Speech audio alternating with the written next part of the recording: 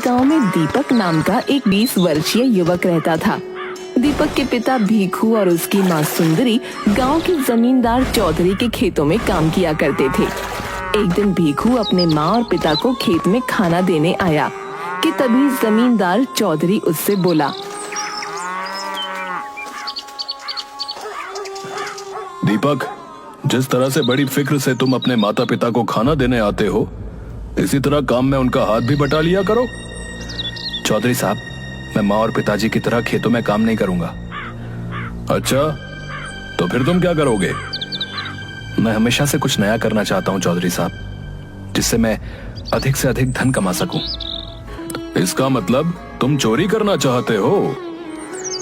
नहीं चौधरी साहब, धन सिर्फ चोरी से नहीं बल्कि सूझबूझ और व्यापार से भी कमाया जा सकता है। इस बात को आप नहीं समझेंगे। इतना बोलकर दीपक वहां से चला गया और अपने घर पर बैठकर पढ़ाई करने लगा। शाम के समय उसकी माँ सुंदरी उससे बोली, बेटा दीपक, चौधरी साहब की बात का बुरा मत मान, मुझे लगता है वो सही कह रहे हैं। माँ, आप शायद चौधरी को नहीं जानती। वो सिर्फ इस गांव के लोगों को मूर्ख बनाना जानता है। तभी उसका पिता भीखू क्रोधित होकर दीपक से बोला, दीपक, मत भूलो कि हमारे घर की रोजी रोटी चौधरी साहब की वजह से ही चलती है भाई। नहीं पिताजी, हमारे घर की रोजी रोटी आपकी मेहनत के बलबूते चलती है। दीपक, तुम बात को समझते क्यों नहीं? दीपक, अब हम बूढ़े हो चुके हैं, हमसे अब मेहनत से काम नहीं होता। ऐसा नहीं है माँ कि मैं आपका सहारा नहीं बनना चाहता, लेकिन मैं चौधरी की गुलामी किसी भी कीमत पर नहीं करूंगा। मैं अपना खुद का व्यवसाय करूंगा। और तुम खुद का व्यापार कैसे करोगे? हैं? व्यापार करने के लिए पैसा चाहिए होता है, पैसा। दीपक क्रोधित होकर खेतों की ओर चला गया, जहां पर उसकी प्रेमिका सीमा उसका इंतजार कर रही थी। आज जनाब का चेहरा कैसे लटका हुआ है? माँ और पिताजी को पता नहीं क्या हो गया झुमरी, उन्हें चौधरी की चालाकी नजर ही नहीं आती।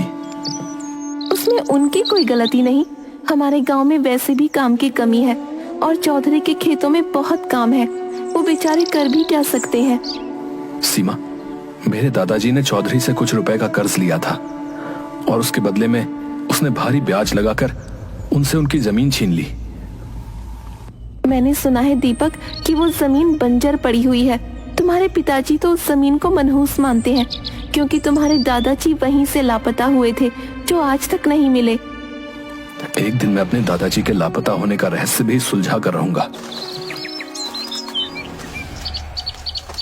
अगले दिन दीपक तैयार होकर अपने घर से बाहर निकला ही था कि तभी उसके घर के बाहर उसे मुखिया मिल गया। सुबह सुबह तैयार होकर कहाँ जा रहे हो रतन? मैं जरा काम से शहर जा रहा हूँ मुखिया जी। शहर में मेरा एक दोस्त रहता है जिसने मुझसे कहा है कि वो मुझे बैंक से लोन दिलवा देगा। अरे, मुझे लगता है दीपक कि तुम्हारा दिमाग खराब हो गया है। लोन लेकर आखिर तुम क्या करोगे भाई? मैंने सोच लिया है मुखिया जी, मैं अपने गांव में एक पिज्जा की दुकान खोलूंगा। दीपक, गांव के लोग दाल चावल और समोसे खाना पसंद करते हैं। ये पिज्जा विज्जा तो शहर के लोगों के चोचले होते हैं। ऐसी बात नहीं है मुखिया जी, अब गांव के लोगों की सोच भी बदलने लगी है और मुझे इसी सोच का फायदा उठाकर अपने व्यापार को चमकाना है। अपने व्यापार को बाद में चमकाते रहना, पहले जाकर चौधरी से मिलाओ। चौधरी ने तुम्हें बुलाया है।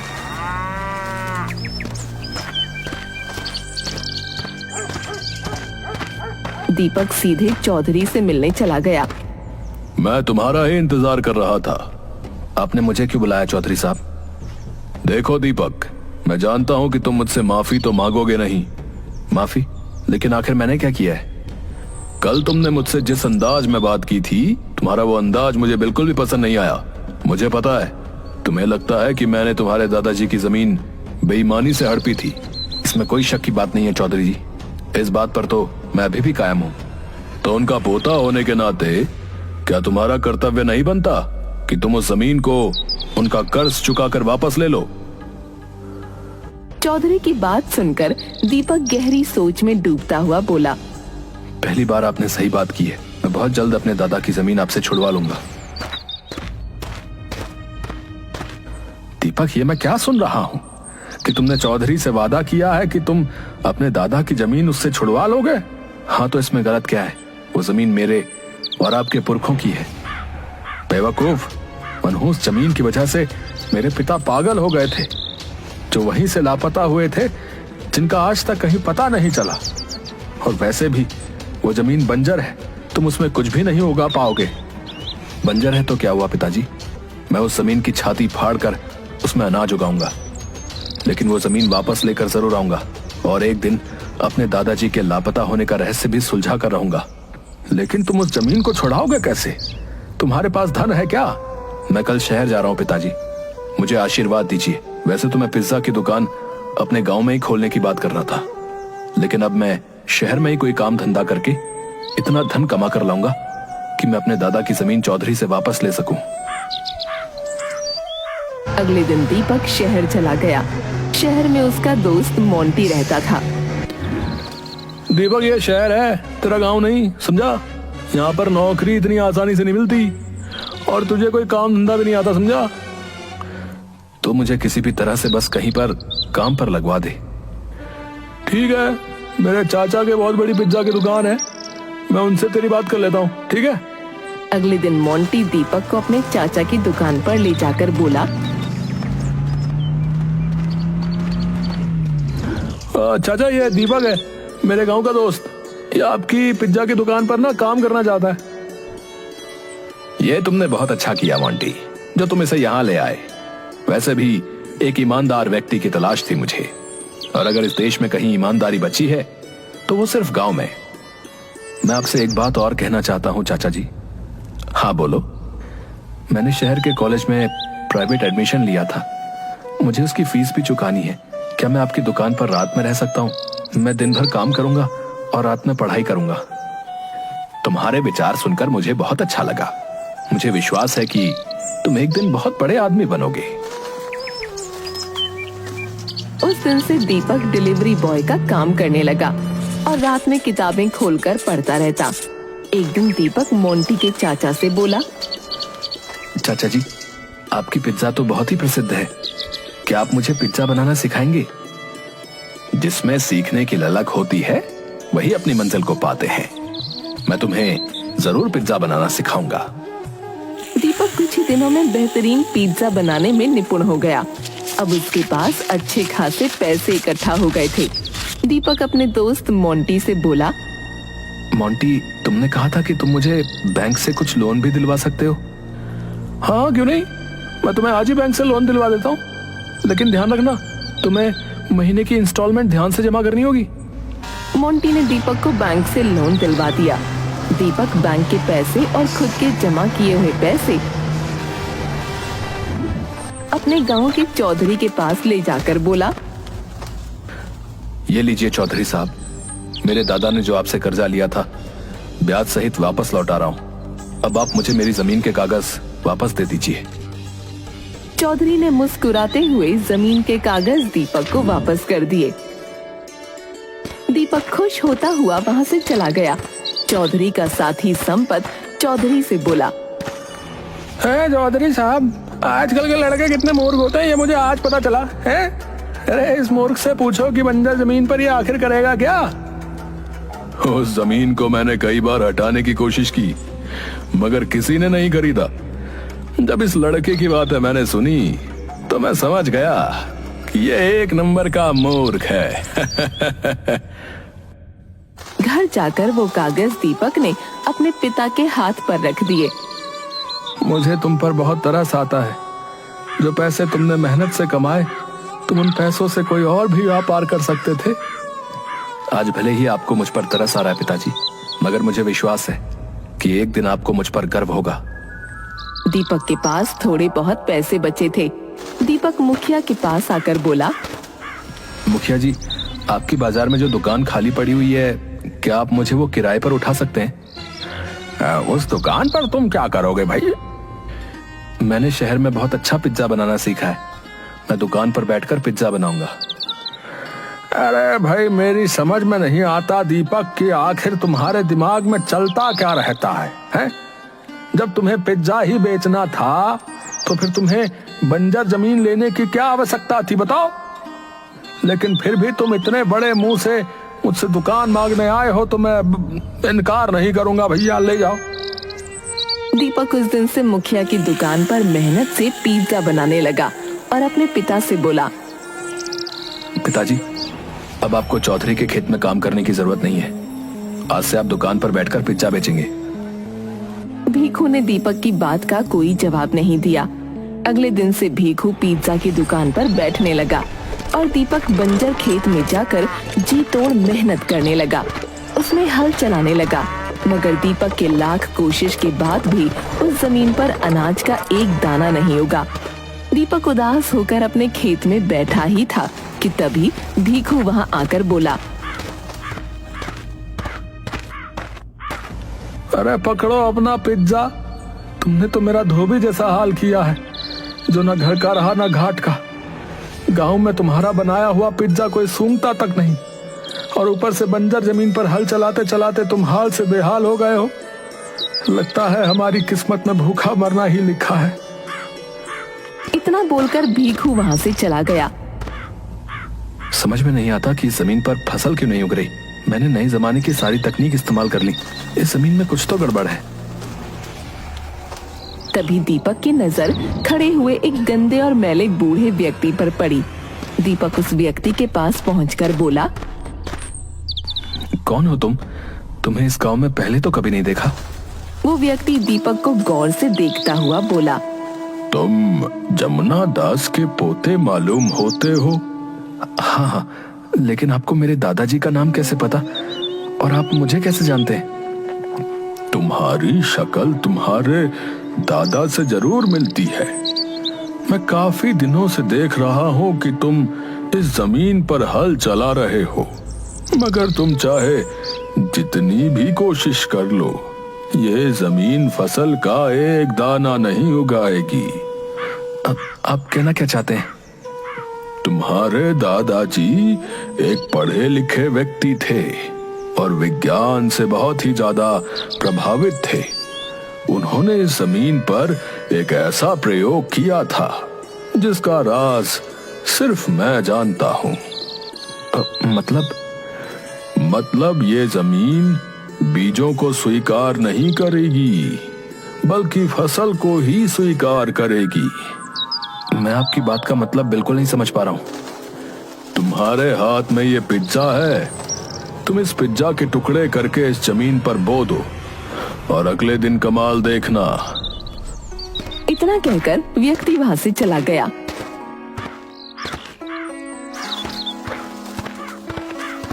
दीपक अपने घर पर जाकर पूरी रात उस व्यक्ति के बारे में सोचता रहा। वो व्यक्ति शक्ल से पागल तो नहीं लग रहा था, लेकिन जिस कॉन्फिडेंस से वो बात कर रहा था, मुझे पता नहीं क्यों ऐसा लगता है कि जैसे वो सच बोल रहा है। क्यों ना एक बार प्रयोग करके देखा जाए। दीपक उसी रात पिज्जा लेकर जमीन पर पहुंच गया और उसने पिज्जा के छोटे छोटे टुकड़े कर कर उस सारी जमीन पर बो दिए और फिर उस जमीन पर ट्यूबवेल के जरिए बहुत सारा पानी डालने लगा। दीपक पूरी रात मेहनत से काम करते करते वहीं सो गया। अगली सुबह जब उसकी आंख खुली तो वो चीखता हुआ बोला, अरे वाह, ये कैसे संभव हो सकता है? मेरे इस बंजर खेत में पिज्जा ही पिज्जा लहरा रहे। दीपक दौड़ता हुआ एक पिज्जा तोड़ते हुए बोला, अरे इसमें तो बिल्कुल ताजी ताजी महक आ रही है, मानो कि अभी अभी बनकर तैयार हुआ है। इसका मतलब वो बूढ़ा व्यक्ति सही बोल रहा था। दीपक दौड़ते हुए अपने पिता भीखू को बुला लाया और उसे सारी घटना बताते हुए बोला, देखा आपने पिताजी, दादाजी की जमीन को आप बंजर कह रहे थे, वो जमीन तो जादू ही निकली। पिताजी हमेशा कुछ खोए खोए से रहते थे और वो अपना ज्यादातर समय इसी जमीन में ही बिताया करते थे। अब तुम क्या करोगे? मैं सारे पिज्जा को तोड़कर शहर में डिलीवरी करूंगा। पिताजी अब आप देखते जाइए कि आप पर धन की वर्षा कैसे होती है। दीपक और उसके पिता पूरे दिन पिज्जा को तोड़ते रहे।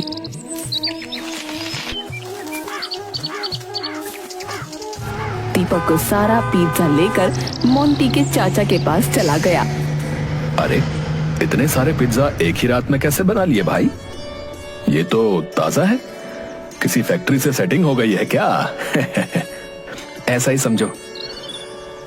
लेकिन इतने सारे पिज्जा डिलीवर कैसे हो पाएंगे? मैं आपको एक तरकीब बताता हूँ। आप पिज्जा की कीमत आधी कर दीजिए और सारे शहर में आप माल सप्लाई करिए।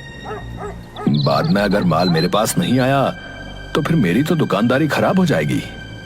चिंता मत कीजिए चाचा, अब से ये माल रोज आपके पास आता जाता रहेगा। कुछ ही दिनों में दीपक के ऊपर धन की वर्षा होने लगी। अब उसका मकान गांव में सबसे अच्छा बन गया था। दीपक ने एक कार भी खरीद ली थी और यही बात चौधरी को बर्दाश्त नहीं हुई। वो संपत से बोला, बरसों पहले मैंने दीपक के दादा की जमीन धोखे से इसलिए हड़पी थी कि मुझे भी शक था कि वो जमीन पर कुछ न कुछ प्रयोग करता रहता है। लेकिन अब अफसोस करने से क्या फायदा चौधरी साहब? उस जमीन के कागज आपने अपनी मर्जी से दीपक को वापस कर दिए।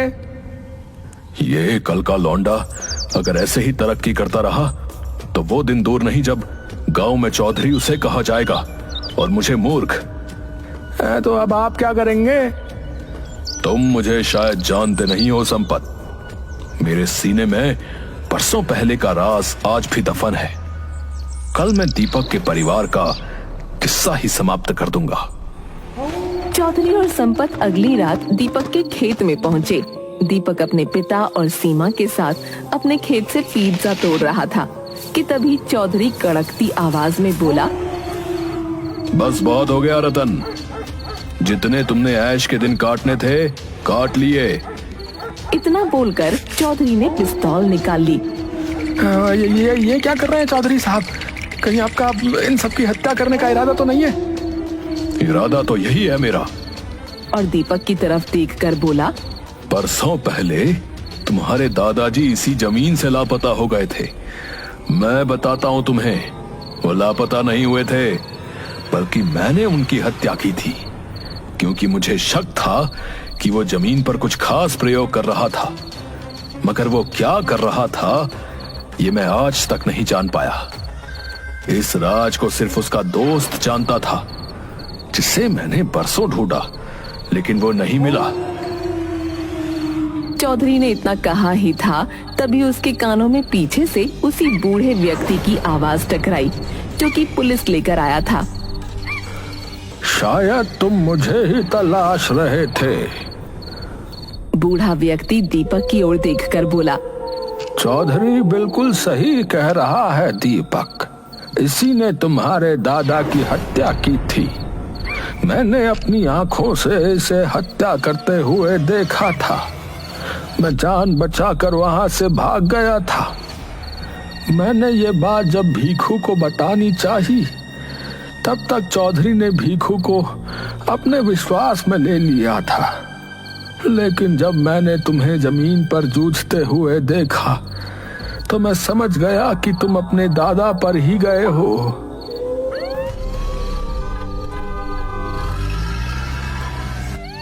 पुलिस ने चौधरी और संपत को गिरफ्तार करके जेल में डाल दिया। बूढ़ा व्यक्ति दीपक की ओर देखकर बोला, अब मेरा जाने का समय हो गया है। लेकिन आप कहाँ जाएंगे? मैं यहाँ का रहने वाला नहीं, बल्कि विदेश का रहने वाला हूँ। मैं इतने साल सिर्फ चौधरी पर नजर रखने के लिए ही यहाँ पर रुका हुआ था, ताकि वो तुम सबको कोई नुकसान न पहुंचा पाए। और मुझे अपने दोस्त के परिवार के किसी सदस्य को उसका राज भी बताना था। दीपक, तुम मेरे दोस्त के इस प्रयोग को सिर्फ अपने फायदे के लिए ही इस्तेमाल मत करना, बल्कि देश के लिए भी इस्तेमाल करना। यही तुम्हारे दादाजी का सपना था। इतना बोलकर वो बूढ़ा व्यक्ति वहाँ से चला गया। दीपक आज भी जादुई पिज्जा की खेती के साथ सभी गरीबों को फ्री में भोजन की व्यवस्था भी करता है।